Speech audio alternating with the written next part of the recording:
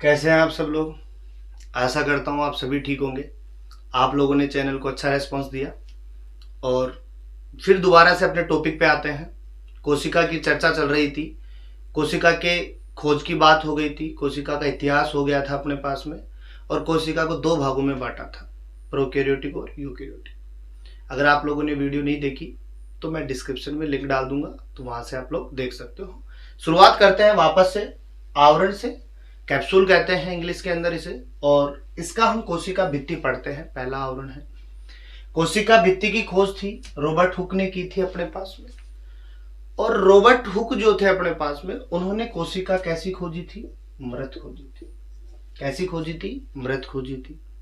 मृत किसकी वजह से होते हैं अपने पास में? सुबेरिन की वजह से। किसकी वजह से मृत होती है? सुबेरिन के कारण मृत होती है। सुबेरिन हमारे पास में कोशिका भित्ति के अंतर्गत मौजूद कुछ कंपोनेंट्स होते हैं। इसके अलावा किसमें खोजी थी? कोर्क के टुकड़े में खोजी थी। कोर्क क्या था अपने पास में? कोर्क पेड़ की छाल थी। क्या थी? पेड़ की छाल थी अपने पास में। बनी होती है, किससे बनी होती है? सेलुलोज से बनी होती है। किससे बनी होती है अपने पास में? सेलुलोज से मिलकर बनी होती है। सेलुलोज के सूत्र की बात करें, C6H10O5 हो जाता है अपने पास में। C6H10O5, carbon 6, hydrogen 10, oxygen 5। अब जो भी N की वैल्यू होगी उसको अपन क्या कर देंगे? मल्टीप्लाई कर देंगे। इसके अलावा सेलुलोज की बात करें, जो कागज होता है हमारे पास में, सेलुलोज से मिलकर बना होता है अपने पास में। बनाने का काम कौन करता है इस कोशिका भित्ति को? क्योंकि कोशिका द्रव्य जो होता है वो चारों तरफ फैला होता है, और उसके चारों तरफ जो बॉर्डर बनती है अपने पास में, वो कोशिका भित्ति की होती है। ये जो कोशिका भित्ति होती है वो बेसिकली डिक्टियोसोम से बनती है। किससे बनती है? डिक्टियोसोम से। इसे हम जीबी भी कहते हैं, गोल्जी काय कहते हैं। पादपों के लिए बेसिकली हम डिक्टियोसोम को यूज में लेते हैं। एक होती है मध्य पटलिका, क्योंकि पादप कोशिका भित्ति जो होती है उसको बनाने का जो काम होता है, चार पदार्थ, मध्य पटलिका, प्राथमिक भित्ति, द्वितीयक भित्ति और तृतीयक भित्ति। इसमें मध्य पटलिका होती है जो कोशिका भित्ति को जोड़ने का काम करती है, इसलिए हम इसको किस नाम से जानते हैं? पादप सीमेंट के समान जानते हैं। जैसे हमारे पास में एक ईंट से दूसरी ईंट को जोड़ा जाता है तो सीमेंट का यूज में लेते हैं, और उस सीमेंट के तरह ही हमारे पास में मध्य पटलिका व्यवहार करती है। और पादप सीमेंट की बात करें तो यहां पर हमारे पास में हम कह सकते हैं कैल्शियम मैग्नीशियम पैक्टेट, अर्थात पादप सीमेंट का क्या नाम हो गया? Calcium magnesium pectate. दूसरी बात करें हमारे पास में कि सेलुलोज के अलावा कोशिका भित्ति में क्या क्या उपस्थित होता है, तो देखिएगा सेलुलोज तो था ही अपने पास में, फिर हमारे पास में हेमीसेलुलोज हो जाता है, पैक्टिन हो जाता है, लिग्निन हो जाता है, सुबेरिन हो जाता है और क्यूटीन। सबसे ज्यादा वॉल्यूम जो होगी वो सेलुलोज की होगी, और सबसे कम वॉल्यूम जो होगी वो क्यूटीन की होगी। इसके अलावा सभी अपने सीरियल से जुड़े हुए हैं। सबसे ज्यादा सेलुलोज, फिर हेमीसेलुलोज, फिर पैक्टिन, फिर लिग्निन, फिर सुबेरिन, फिर क्यूटीन। जैसे कोई क्वेश्चन आ गया हमारे पास में कि पादप कोशिका भित्ति को बनाने का कार्य किसके द्वारा होता है, वहां पर हेमीसेलुलोज है, सुबेरिन है, क्यूटीन है, उपरोक्त सभी है, तो ऑप्शन हो गया उपरोक्त सभी। ये पूछ ले कि सबसे ज्यादा क्या उपस्थित होता है, और फिर ऑप्शन दे दे अपने पास में, हेमीसेलुलोज दे दे, सुबेरिन दे दे, क्यूटीन दे दे, लिग्निन दे दे, उस कंडीशन में हमारे पास ऑप्शन क्या आएगा? हेमीसेल। इसके अलावा जंतु सीमेंट की बात करें तो जंतु सीमेंट जो होता है अपने पास में वो हाइल्यूरोनिक एसिड होता है। क्या होता है? हाइल्यूरोनिक एसिड होता है। इसके अलावा कोशिका भित्ति जो होती है पादपों में तो उपस्थित होती है, इसके अलावा जीवाणुओं में भी उपस्थित होती है, लेकिन जंतुओं में कोशिका भित्ति अनुपस्थित होती है।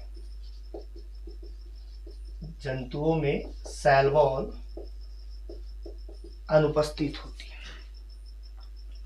इसके अलावा भी अगर हम बात करें तो दो नोट्स की बात करें कि वाहिका व वाहिनिका, वाहिका व वाहिनिका। देखो फ्लोएम और जाइलम, फ्लोएम जो होता है पादपों के अंतर्गत बने भोजन को नीचे ले जाने का काम करता है। जाइलम जो होता है नीचे से जल लाता है और ऊपर लेके जाता है। इनमें हमारे पास में चार चार पार्ट्स में डिवाइडेड होते हैं। वहां पर हमारे पास में वाहिका और वाहिनिका मौजूद होती है। इन्हीं वाहिका व वाहिनिका में लिग्निन का जमाव हो जाने से कोशिका भित्ति कठोर हो जाती है, जिससे हमारे पास में कार्य अवरुद्ध हो जाता है। इसके अलावा हम बात करें दूसरे नोट पे, धान व घास की पत्तियों में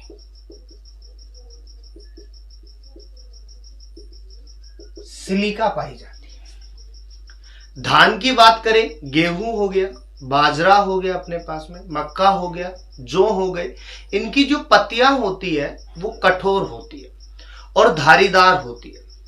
बचपन में अगर खेतों में गए होंगे आप लोग तो उन पत्तियों से जरूर चोट खाई होगी और आपके छोटा मोटा थोड़ा सा ब्लड जरूर निकला होगा अपने पास में। तो वो बहुत ही धारीदार होती है। किसकी वजह से होती है? सिलिका की वजह से होती है अपने पास में। ठीक है, इसके कार्यों की बात करें तो पहला होता है आकार व आकृति बनाना, अर्थात आउटर स्ट्रक्चर जो होती है वो स्ट्रॉन्गेस्ट होगी तो ही हमारे पास में इनर स्ट्रक्चर अच्छी होगी, अपने पास में शेप सही रहेगी अपने पास में। दूसरी बात करें, रोग जनकों से सुरक्षा। कोशिका भित्ति जो होती है हमारे पास में, जो रोग जनक होते हैं, डिजीज कंपोनेंट्स होते हैं अपने पास में, उनसे सुरक्षा करती है। तीसरी बात करें,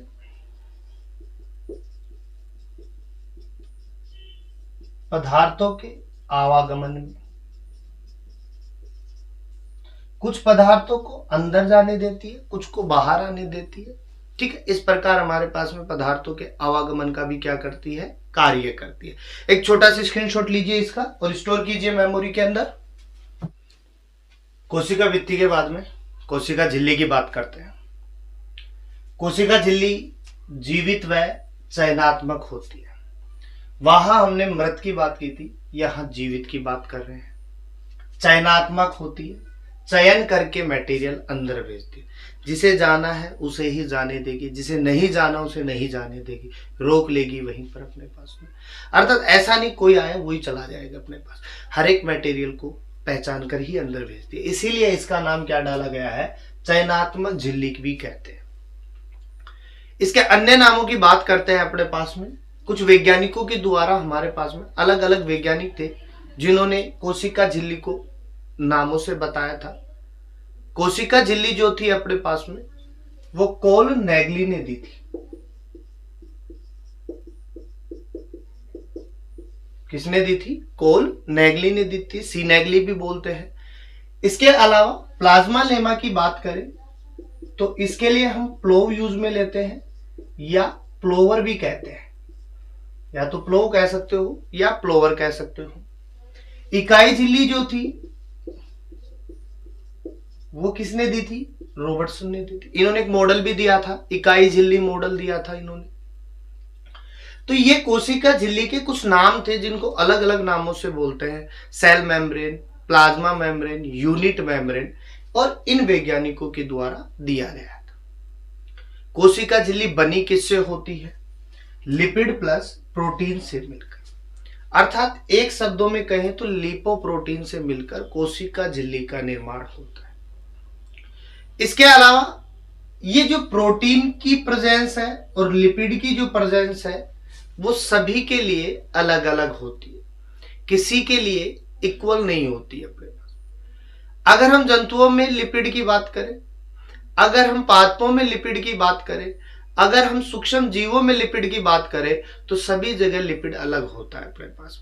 जैसे जंतुओं की बात करें कि जंतुओं में हमारे पास में लिपिड में क्या प्रेजेंट होता है? वो होता है कोलेस्ट्रॉल।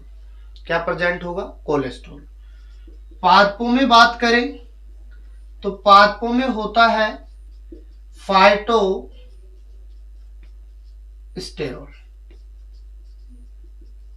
फाइटोस्टेरॉल। अगर हम सूक्ष्म जीवों की बात करें, सूक्ष्म जीवों में होता है इर्गो स्टेरोल। क्या होता है? इर्गो स्टेरोल होता है। बेसिकली हम बात करें, कोशिका झिल्ली को देखने के लिए कई मॉडल थे, और कोशिका झिल्ली को जो देखा गया था अपने पास में इलेक्ट्रॉन सूक्ष्मदर्शी की सहायता से। किससे? इलेक्ट्रॉन सूक्ष्मदर्शी की सहायता से देखने पर बहुत से मॉडल दिए गए थे, अलग अलग थे। सबसे पहले मॉडल की बात करें, सबसे पहला मॉडल था लिपोइडल मॉडल। कौन सा था? लिपोइडल मॉडल था। किसने दिया था? ओवरटोन ने दिया था।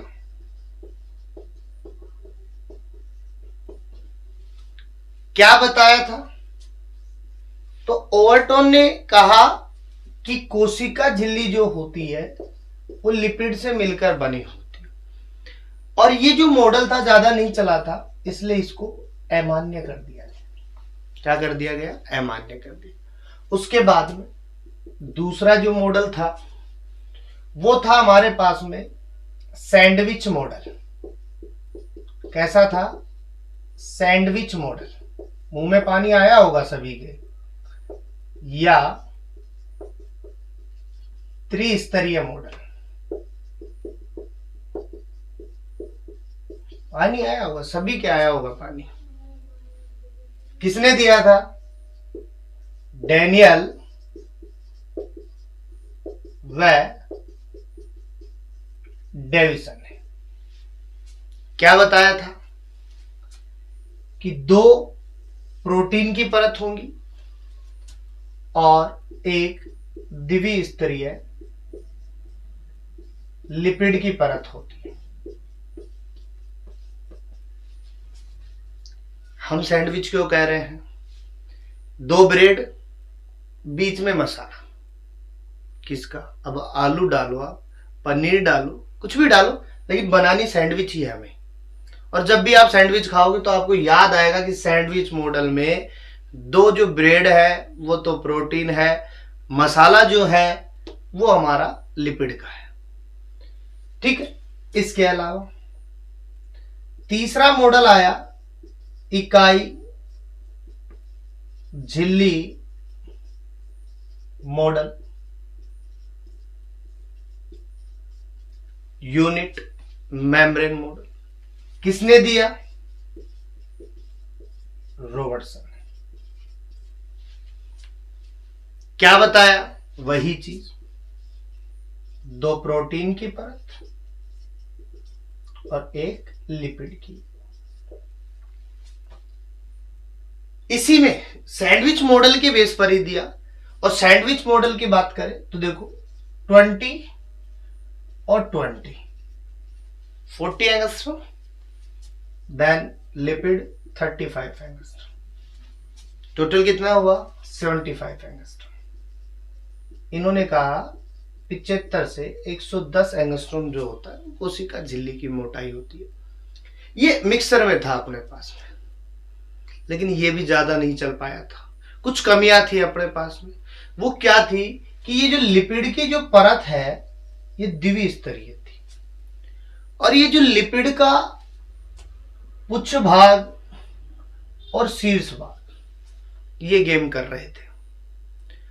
पुच्छ भाग की बात करें अपने पास में तो पुच्छ भाग जो था वो जल विरागी था, और शीर्ष भाग जो था जल स्नेही था।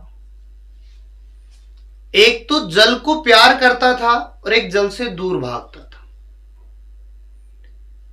कुल मिलाकर हम कह सकते हैं एक तो जल के साथ में रिश्ता रखना चाहता है, एक जल के साथ में रिश्ता नहीं रखना चाहता। और इसी आधार पर हमारे पास में जल के अणुओं को देखते हुए यह सिद्धांत भी कम मान्य हुआ था। क्यों हुआ था?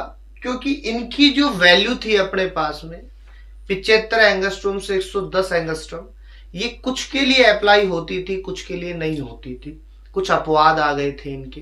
ठीक है, आगे बात करेंगे, इसके लिए एक छोटा सा स्क्रीनशॉट लीजिएगा और फिर बात करते हैं इसके लिए।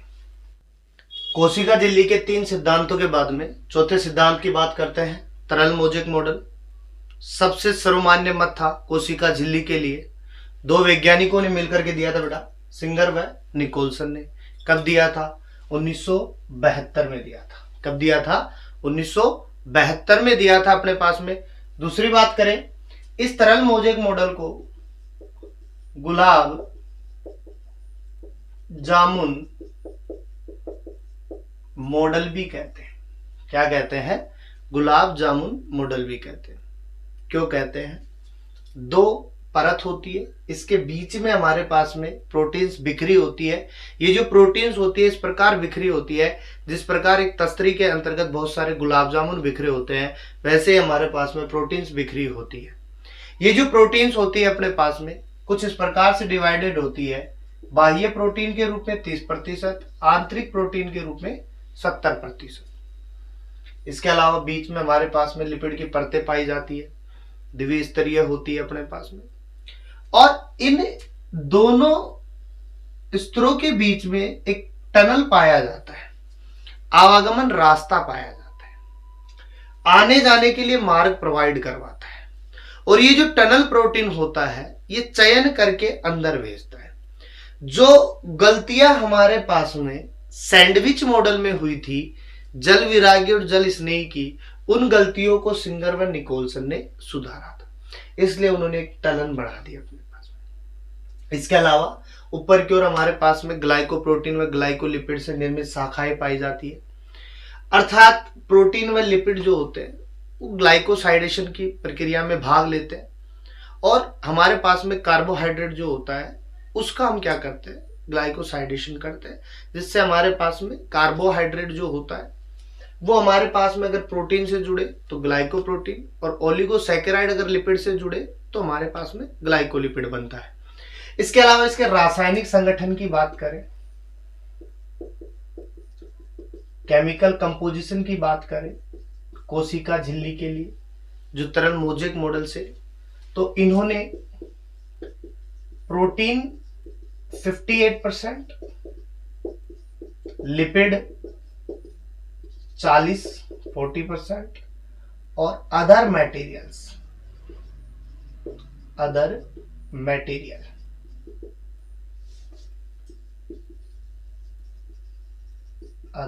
मटेरियल्स के लिए इन्होंने 1 से 2% की बात की। वहां पर भी हमारे पास कुछ अपवाद थे, यहां पर भी हमारे पास में कुछ अपवाद हैं, और उन्हीं अपवादों के आधार पर इन्होंने कह दिया कि स्तनधारियों की जो आरबीसी होती है उनके अंतर्गत कोशिका झिल्ली कुछ इस प्रकार होती है, प्रोटीन 52, लिपिड 40% और अदर मटेरियल 1 से 8%। चेंज कर दिया इन्होंने तुरंत ही, जो कुछ भी कमी देखी इन्होंने सुधार दी थी। इसीलिए हमारे पास में कोशिका झिल्ली के लिए सबसे सर्वमान्य मत माना जाता है। कार्यों की बात करें, देखो कार्य क्या कहते हैं इसके अपने पास में, एक ही बात करेंगे, परिवहन करना। किसका? पदार्थों का। किसका करेगा? पदार्थों। 2 प्रकार से करता है, कोशिका के बाहर से भी करता है और कोशिका के अंदर से भी करता है। अंदर की बात करें तो 2 भागों में डिवाइडेशन कर सकते हैं अपने पास में, पिनोसाइटोसिस और फैगोसाइटोसिस।